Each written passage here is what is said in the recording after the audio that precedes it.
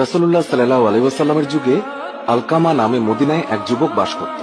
সে নামাজ, রোজা এবং সাদগার মাধ্যমে আল্লাহ তাআলার ইবাদত বান্দিগিতে অত্যন্ত অধ্যবসায় সহকারে লিপ্ত থাকত। একবার সে এক কঠিন রোগে আক্রান্ত হলে তার স্ত্রী সাল্লাল্লাহু আলাইহি ওয়াসাল্লামের কাছে খবর পাঠালেন যে আমার স্বামী আলকামা মুমূর্ষু অবস্থায় আছেন। হে রাসূল, আমি আপনাকে তার অবস্থা জানানো জরুরি মনে করছি। রাসূলুল্লাহ সাল্লাল্লাহু আলাইহি ওয়াসাল্লাম তৎক্ষণাৎ হযরত আম্মার, শুআইব ও বিলাল রাদিয়াল্লাহু তাআলা আনহুকে তার কাছে পাঠালেন। তাদেরকে বলে দিলেন যে তোমরা তার কাছে গিয়ে তাকে কালেমায়ে শাহাদাত পড়াও।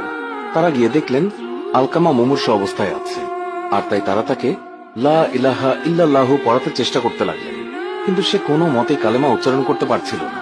তারা রাসূলুল্লাহ সাল্লাল্লাহু আলাইহি ওয়াসাল্লামের কাছে খবর পাঠালেন যে আলকামার মুখে কালেমা উচ্চারিত হচ্ছে না। যে ব্যক্তি এই সংবাদ নিয়ে এসেছিল তার কাছে রাসূলুল্লাহ সাল্লাল্লাহু আলাইহি ওয়াসাল্লাম জিজ্ঞাসা করলেন, আলকামার পিতামাতার মধ্যে কেউ কি জীবিত আছে?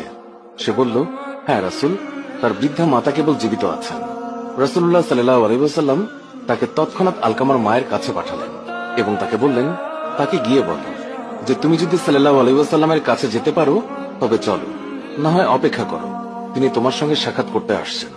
দূত আলকামার মায়ের কাছে উপস্থিত হয়ে রাসূলুল্লাহ সাল্লাল্লাহু আলাইহি ওয়াসাল্লামের কাছে যা বললেন তা জানালে আলকামার মা বললেন, রাসূলুল্লাহ সাল্লাল্লাহু আলাইহি ওয়াসাল্লামের জন্য আমার প্রাণ উৎসর্গ হোক, তার কাছে বরং আমিই যাব। বৃদ্ধা লাঠিতে ভর দিয়ে রাসূলের কাছে এসে সালাম জানালেন।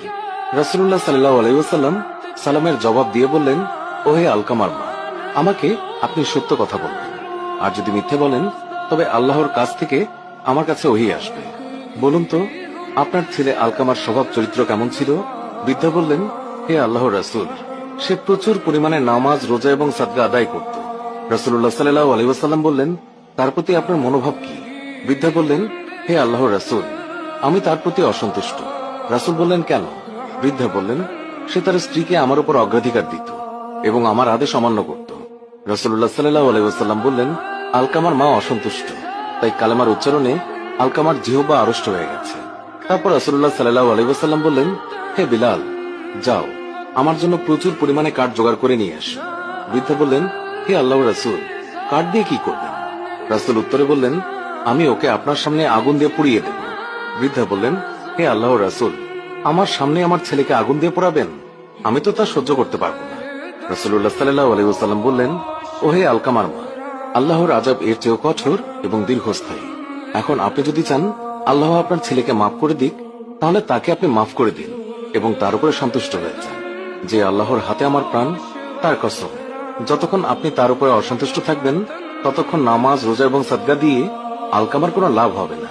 এই কথা শুনে আলকামার মা বললেন, হে আল্লাহর রাসূল, আমি আল্লাহকে, আল্লাহর ফেরেশতাদেরকে এবং এখানে সকল মুসলমানকে উপস্থিত তাদের সকলকে সাক্ষী রেখে বলছি, আমি আমার ছেলে আলকামার উপর সন্তুষ্ট হয়ে গিয়েছি। রাসূলুল্লাহ সাল্লাল্লাহু আলাইহি ওয়াসাল্লাম বললেন, ওহে বিলাল, এবার আলকামার কাছে যাও, দেখো সে লা ইলাহা ইল্লাল্লাহু বলতে পারে কিনা। কেননা আমার মনে হয় আলকামার মা আমার কাছে কোনো লাজ লজ্জা না রেখে যথার্থ কথাই বলেছেন। হযরত বিলাল রাদিয়াল্লাহু তাআলা আনহু তৎক্ষণাৎ গেলেন। শুনতে পেলেন ঘরের ভিতর থেকে আলকামা উচ্চ স্বরে উচ্চারণ করছে, লা ইলাহা ইল্লাল্লাহ। বিলাল ঘরে প্রবেশ করে উপস্থিত জনতাকে বললেন, শুনে রাখো, আলকামার মা অসন্তুষ্ট থাকার কারণে সে প্রথমে কালেমা উচ্চারণ করতে পারেনি। পরে তিনি যখন সন্তুষ্ট হয়ে যান তখন তার জিহ্বা কালেমা উচ্চারণে সক্ষম হয়েছে। আলকামা সেদিনই মারা যায় এবং রাসূলুল্লাহ সাল্লাল্লাহু আলাইহি ওয়াসাল্লাম নিজে উপস্থিত হয়ে তার গোসল এবং দাফনের নির্দেশ দেন, জানাজার নামাজ পড়ান এবং দাফনে শরীক হন এবং তার কবরে দাঁড়িয়ে রাসূলুল্লাহ সাল্লাল্লাহু আলাইহি ওয়াসাল্লাম বললেন, হে আনসার এবং মুজাহিদগণ, যে ব্যক্তি মায়ের উপর স্ত্রীকে অগ্রাধিকার দেয় তার উপরে আল্লাহ, ফেরেশতাগণ এবং সকল মানুষের অভিসম্পাদ। আল্লাহ তার পক্ষে কোনো সুপারিশ কবুল করবেন না, কেবল তওবা